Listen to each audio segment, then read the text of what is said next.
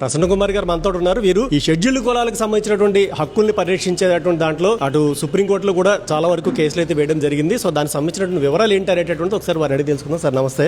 నిజానికి మీకు life threat ఉందనేటువంటి మాట కూడా నేనైతే వినడం అయితే జరిగింది. అసలు ఈ పరిరక్షణ సమితి ఏదైతే ఉందో దీన్ని పెట్టడానికి గల కారణం ఏంటి?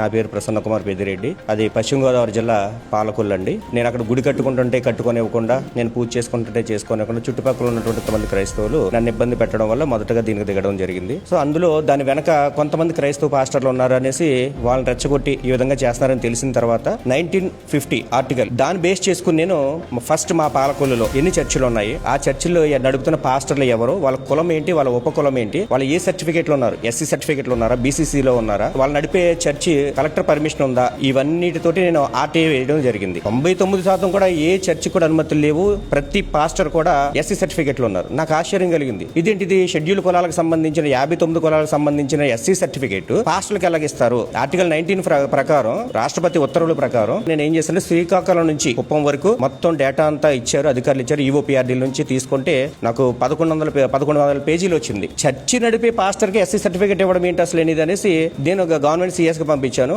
బాబా సాహెబ్ అంబేద్కర్ ఏదైతే ప్రసాదించారో ఆ రాజ్యాంగ ఫలాలకు అందట్లేదు అనేసి నేను కంప్లైంట్ చేయడం జరిగింది. దాంతోపాటు భారత ప్రధాని నరేంద్ర మోడీ గారికి, అమిత్ షా గారికి, జాతీయ ఎస్సీ కమిషన్ కి అన్నిటికీ పంపంగా అన్ని శాఖల నుంచి కూడా వెంటనే రిప్లై వచ్చింది. నేను రాష్ట్రం అంతా తిరిగి, ప్రతి జిల్లా తిరిగి, 28 జిల్లాలో తిరిగి షెడ్యూల్ కులాలు అసలైన హిందువులు ఎక్కడున్నారు, 59 కులాలు, దీనికి సంబంధించిన హక్కులు ఇవి, దీన్ని పోరాడాలనేసి వాళ్ళందరినీ కొంచెం ఎడ్యుకేట్ చేసి వాళ్ళందరినీ ఒక తాటి మీదకి తీసుకొచ్చి షెడ్యూల్డ్ కులాల హక్కుల పరిరక్షణ సమితి అనే ఒక సంస్థని, పక్క ప్యూర్ ఎస్సీ హిందూ సంస్థ, ఈ హిందూ సంస్థను మేము రిజిస్ట్రేషన్ భీమవరంలో చేయించి దాని ద్వారా నేను వ్యవస్థాపక అధ్యక్షుడిగా ఉన్నాను. మా సభ్యులంతా ఇక్కడ ఉన్నారు, రాష్ట్రం మొత్తం నుంచి వచ్చారు ఈ రోజు ఇక్కడికి. తెలంగాణ రాష్ట్రంలో ఒక ఎస్సీ సర్టిఫికేట్ ఇవ్వాలంటే పంచనామా జరుగుతుంది. అక్కడ 5 దగ్గర ఎంక్వైరీ చేస్తారు, 5 విధాలుగా ఎంక్వైరీ చేస్తారు. దాని తర్వాత ఒక ప్రభుత్వ ఉద్యోగి షూరిటీ పెట్టాలి, అవును ఇతనికి అవును అనేసి పెట్టాలి. ఆ తర్వాత ఆ కుల పెద్ద ఎవరైతే ఉన్నారో అతని నుంచి స్పష్టంగా ఇతను అవును ఎస్సీ కులమే అనేసి ఇవ్వాలని. ఈ రోజు సుప్రీంకోర్టు కూడా చింతాడ ఆనంద్ గారి విషయంలో,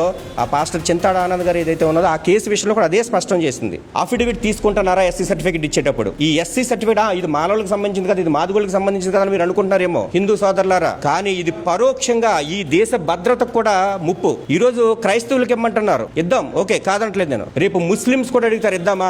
ఆ ముస్లిం ముసుగులో బంగ్లాదేశ్ నుంచి వచ్చిన వాళ్ళు ఉంటారు, పాకిస్తాన్ నుంచి వచ్చిన వాళ్ళు ఉంటారు, నేపాల్ నుంచి వచ్చిన వాళ్ళు ఉంటారు. ఆ ముస్లింస్ కి ఇద్దామా? ఆ ఇచ్చినప్పుడు దేశ భద్రత ఏమవుతుంది?